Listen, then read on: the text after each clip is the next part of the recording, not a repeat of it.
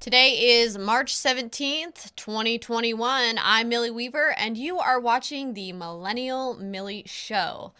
Okay, so today there's a lot of news to break down and get through, and I'm going to try to do it pretty quickly, but there's really a lot here. So I don't know if we're going to be able to go to callers today, but if we can get through the news pretty quickly, we might be able to do that. But there's so much here today. It's insane. Where do I start? Man. Okay, so we'll start with the shooting that happened at the massage parlors. Right now on Twitter, you can see that there are trending stories, trending hashtags, discussing and talking about how Asian Americans are protesting and speaking out. They're saying, that they want to stop anti-Asian violence. Okay, at a glance, that's all fine and dandy. But what is actually going on here? So there was a shooting that happened at 3 different massage parlors in Georgia on Tuesday. 6 Asian women were killed. 8 people total were killed. They don't speak too much about the other people. But come to find out, this shooting and what spurred this shooting has really nothing to do with hate at all. But Twitter and the left-wing media will never miss an opportunity to try to turn it into a narrative to push that promotes white extremism or hate crimes against minorities. So I'm going to kind of break down a little bit what the actual case is and what spurred this shooting event to happen. It turns out that the shooter, Robert Aaron Long, that he is a white male, of course, but he didn't shoot these Asian massage parlors because of race.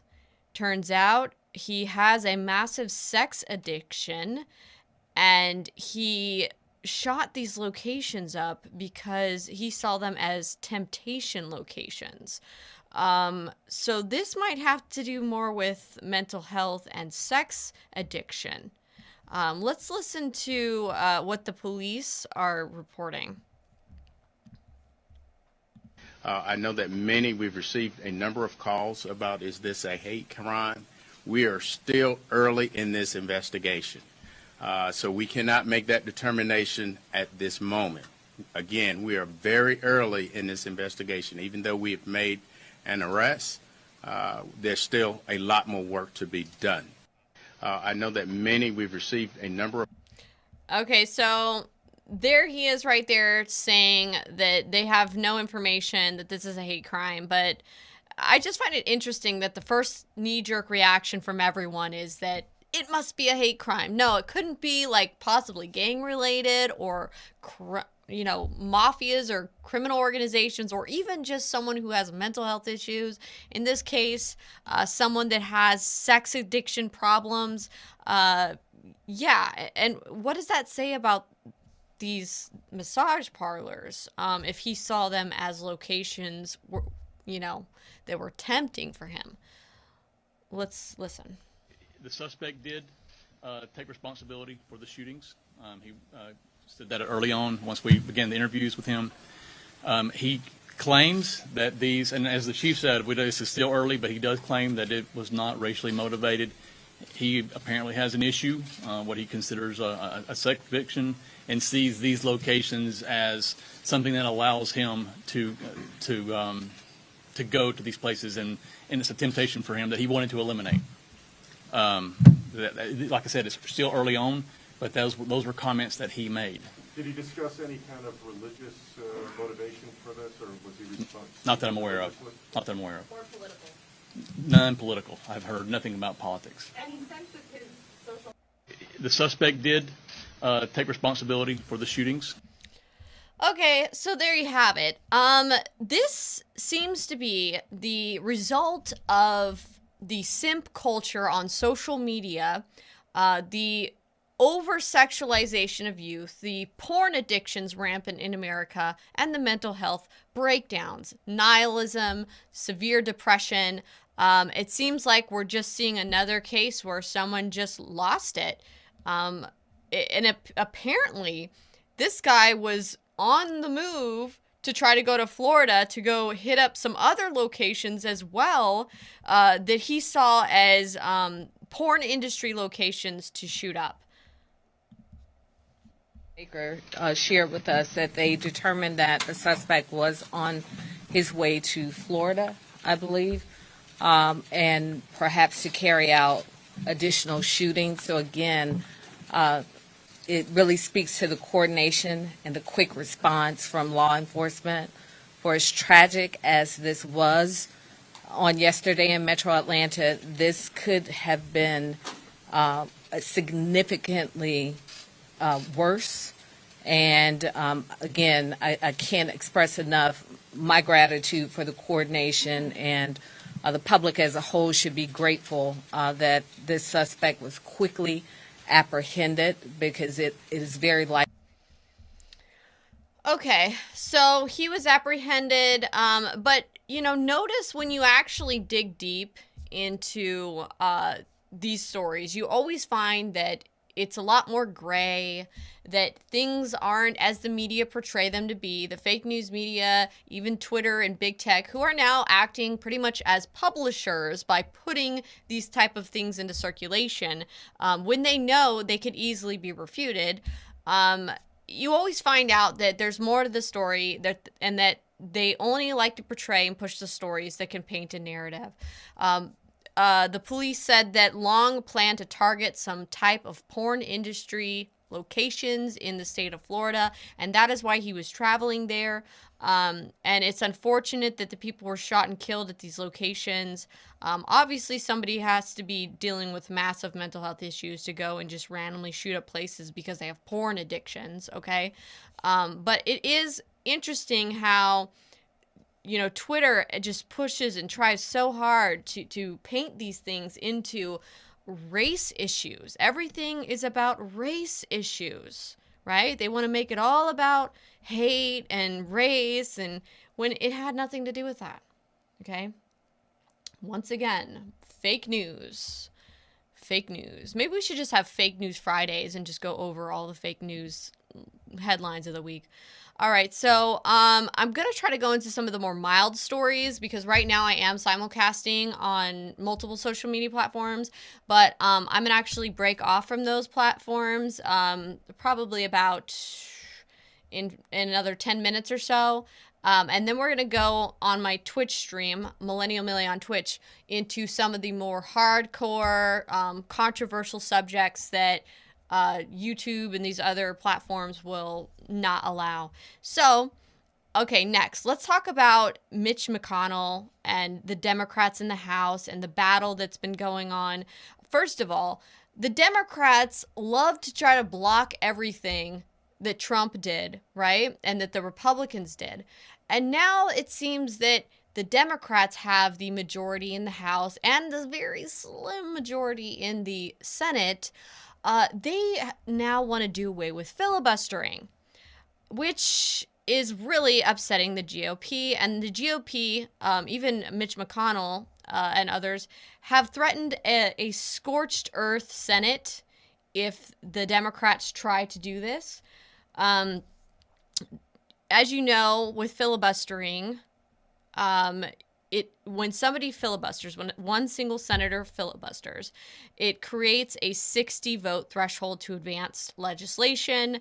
And so oftentimes when there's something radical that's very much kind of one party sided, you'll see senators get in there and filibuster and try to block those things from happening.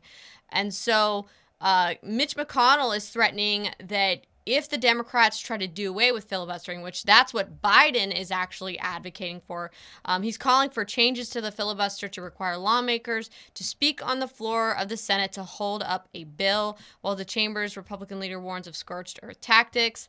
Some of the tactics that Mitch McConnell is threatening is basically to halt the daily routines, operations, and activities in the Senate. There are ways that they can make it very miserable. This is a quote from McConnell. He says, "Let me say this very clearly for all of my 99 colleagues. Nobody serving in this chamber can even begin to imagine what a completely scorched earth Senate would look like," McConnell said Tuesday in a Senate speech. That would be absolute gridlock of the Senate. And the GOP is threatening to do it if the Democrats try to take away their right to filibuster, which rightfully so. I could see the other side doing this. I mean, you saw how unwilling the Democrats were to work with Trump and the GOP and the bills and the things that they were trying to work on. So we're likely going to see that as well from the GOP, and good on them. I mean, this is because we are in the era of like extreme political polarization right now in the country, where we have such division. Neither side wants to come to the bargaining table. And really, the bills and the propositions that the Democrats want to put forward are just extremely unreasonable, and they're going to amount in hardship for Americans. They don't seem to be taking their constituents into mind when they're talking about pushing through these immigration bills. The Democrats have many immigration bills in the works right now. Some of these immigration bills are going to make it so that illegal immigrants aren't even going to have to be tested for COVID when coming into the country. Yet the Democrats want to try to complain all day about COVID spreading, and they want us to all shutter indoors. Yet they don't even want to make illegal immigrants have to test for COVID. So they want to be able to legalize the DACA people here. They pretty much want to just have open door border policies, which we know it benefits the cartels, it benefits criminal organizations, human trafficking, all of that. And we know that many Republicans have spoke out against this, and just talked about how Biden's policies are supporting human trafficking. It's disgusting, but they are. So the House Democrats are going to push for their immigration reform under Biden, and my goodness, this is just it's already disastrous what we're seeing happening at the border right now. There are thousands and thousands of migrant children now being held at the border in the facilities down there. They've got kids in cages on the southern border right now, more than ever before, more than even under Trump. Yet you should be hearing headlines everywhere saying, Biden has kids in cages, Biden is holding kids in cages. But you aren't, because the media was attacking Trump using psyops and narrative control in order to try to smear him and destroy him. So you won't see that, despite the fact that factually there are a bunch of children being held down at the border right now, and they don't really seem to want to address that, right? Here's a story, an article right here from CBS News showing backlog of migrant children in Border Patrol custody soars to 4,200, with 3,000 being held past their legal limit. These children are being held in jail-like stations, unfit to house minors. This is what the Democrats were complaining and saying Trump was doing. Now Biden is here doing it. And they have had a 30% increase from early last week of minors being held there. And many of these minors are unaccompanied, right? Or who the heck knows? Maybe the cartels are using them. I know when I went down there to Mexico and talked to the locals down there, they talked about how the criminal Mexican cartels and the gangs, the MS-13, all these gangs would kidnap kids and use these kids as mules almost to go through the border with them, because they knew that if they had children with them, they claimed, oh, yes, we're the parents, whatever. It made it easier for them to get through when they had children with them. So that became a major issue. But yeah, they're literally being held in detention centers. And where's the outcry from the left? It is non-existent. And of course, they want to blame all of this on Trump. They're like saying Trump is the reason why all of this is happening. Trump is the reason why there are now massive caravans of illegal immigrants flooding our borders right now. No, that's not why. It's because the Democrats and Biden are offering them free healthcare, free college, free this, free that, money handouts. They're offering them all of this, which we, the American taxpayers, are going to be paying for because Biden already is planning and promoting his new tax hikes that he has planned in store for us. So really, there's nothing free about it. Free for those people who are going to take advantage of the system, but your average everyday people, we're going to be paying that. We're going to be feeling that in taxes. It's not going to be good for businesses overall. So there you have it. That's what's going on at the border down there.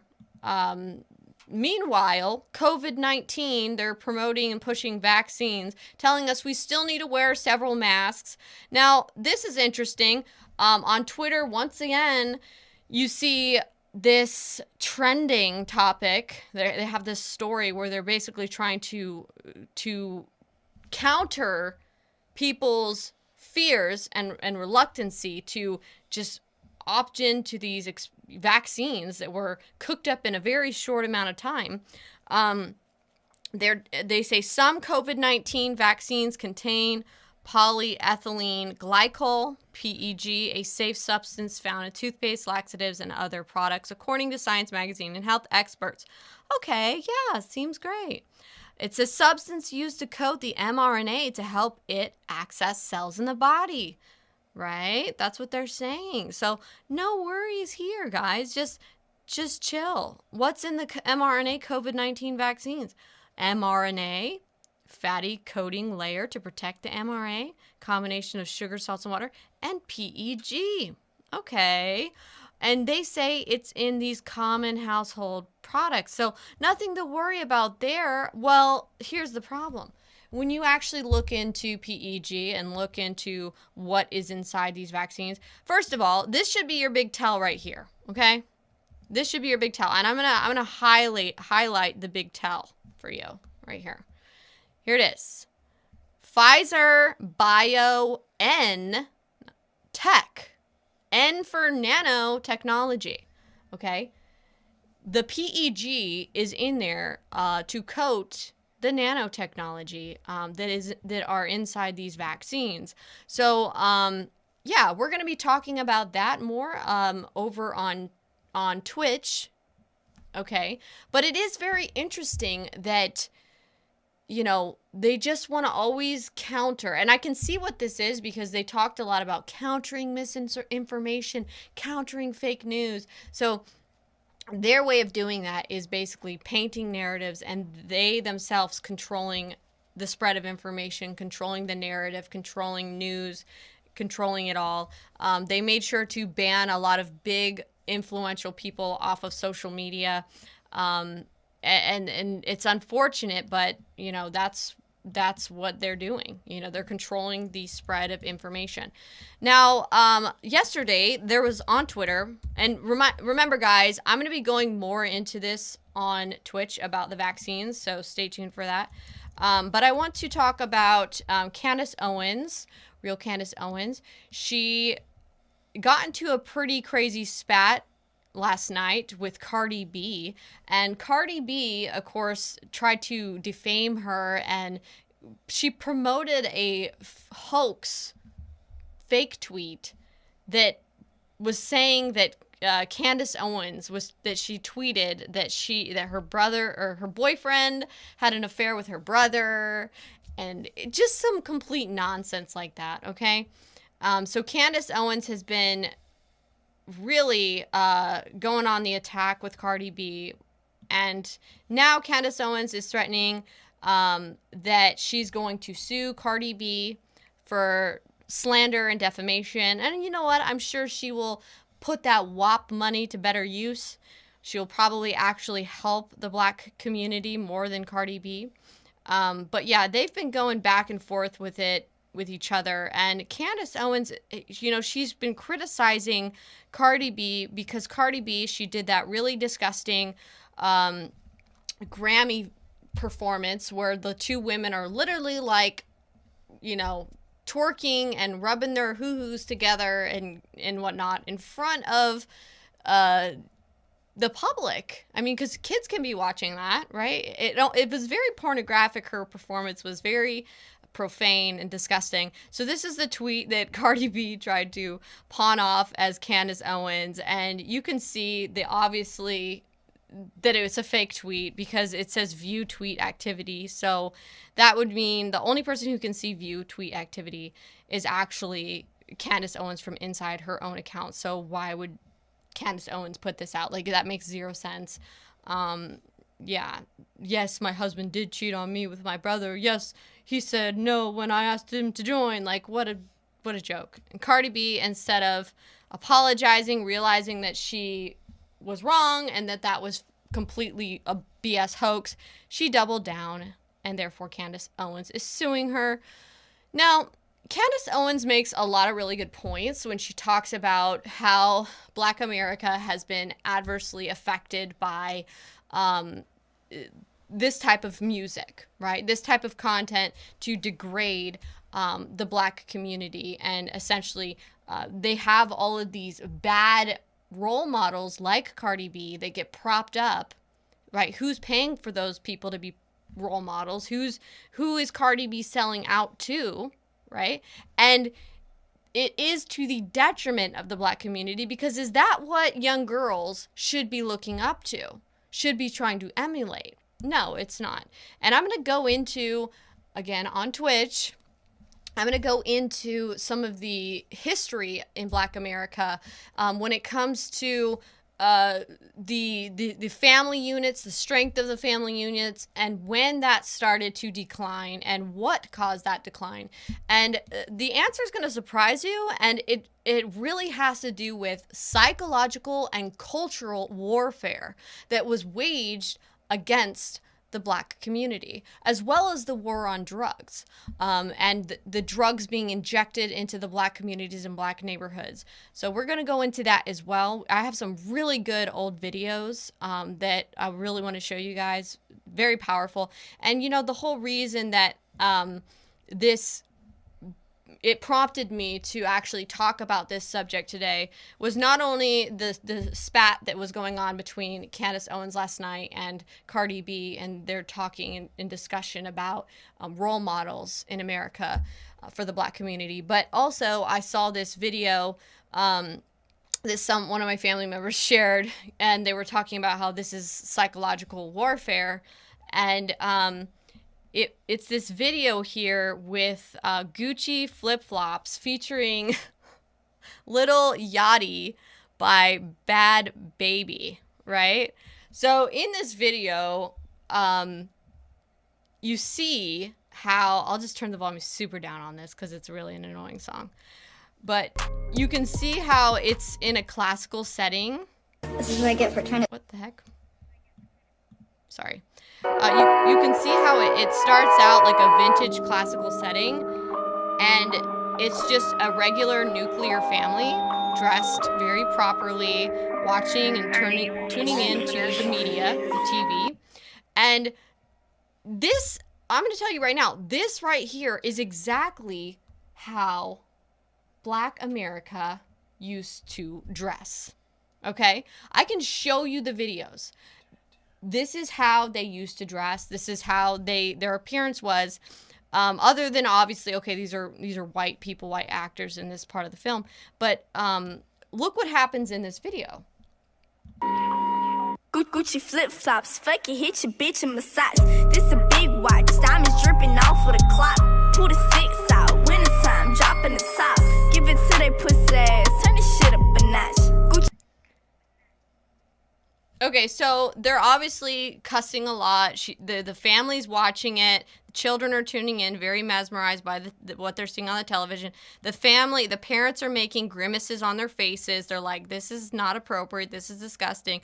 Yet they still don't turn the TV off. They still let their kids watch it, even though they are disgusted by Gucci it flip and flops, find it to fuck be it, hit your bitch in inappropriate. massage. This a big watch, diamonds dripping off of the clock. Bad baby, got these bitches busting for cash. Do the dash. Now the young daughter sitting there is emulating that. She's copying it, dancing around, doing her fingers all crazy, singing, right? She's mirroring what she's watching on the TV, the programming. She's absorbing it, she's mirroring it, okay? Try to play me, bitch, I'm busting your ass. Lot of gun sounds, rolling bust down. Know why these bitches mad? Cause they trash and they fucking forget your bag. Make a double back and clear a tab. Gucci flip flops, fuck it, hit your bitch in massage. Okay, the parents are taking prescription pills. They can't psychologically handle it, so what do? They turn to Big Pharma, the pills. So, okay, so they watch the video more, okay? You have a male influencer now rapping and influencing the young boy. Real rich. And he's looking and wanting to model him. Think it's sweet, one call, hit the kill switch. We'll be cool, I ain't worried about your little bitch, nigga. Okay, so wow, they're looking up to it, they're admiring it. And then what is the end result? The end result here is when you go back in and look at the family. Flip flops, fuck it, hit your bitch in massage. This a big watch, diamonds dripping off of the clock. Now the family is mirroring what they see on the Give it to they TV. pussy ass. Turn The this shit mom is smoking a cigarette. The dad looks all tatted up. The son looks all tatted up. They talk and act ghetto.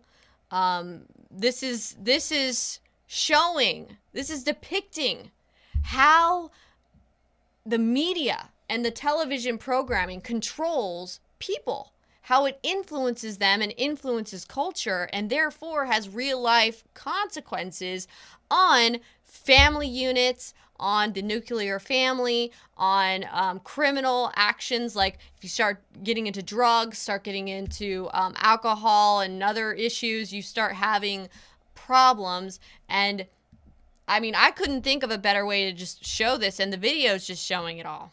ass. Turn this shit up a notch. Gucci flip flops, make it kick rocks. It's a big clock. Check the wristwatch. Gucci flip flops, fuck it, hit your bitch in massage. Okay, so that's enough of this nonsense. It's pretty garbage music. But one of the things that's alarming here is, first of all, I've noticed a trend on TikTok where you see all these young people and even a lot of young white kids running around talking exactly how this girl's talking, cussing, profane language, debauchery, hypersexualization. They're emulating this type culture. And what's interesting is how, if we look back in history, we look back in time, we see the cultural programming and the psychological warfare that affected the Black communities and how it affected them. So we're going to go into that. Let's see if I can pull up these clips here.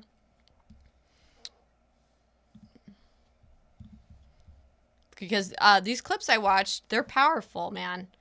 And I want to show you, I'm going to give you guys first a glimpse into what Black America used to look like. Okay? I'm going to show you this. All right, before we go to these video clips, actually, I'm going to be cutting off. I'm going to be going to my feed just on Twitch, which you guys can watch for free on Twitch while it's live. So head on over to my feed on Twitch, Millennial Millie on Twitch. I'm not going to be showing this stuff on YouTube, Facebook, and Periscope because they have way too many different guidelines, rules, policies, all of that. But if you want the truth and you want some real interesting historical education, pop on over to my Twitch feed. That's where I'm going to be continuing this. There's not going to be any cut for Twitch, but there will be a cut for you guys on these other platforms watching. So head on over there. Goodbye, Periscope. Goodbye, Facebook. And remember, guys, please share these feeds as well. Share these videos. It really helps to push and promote the information. And goodbye, YouTube. See ya.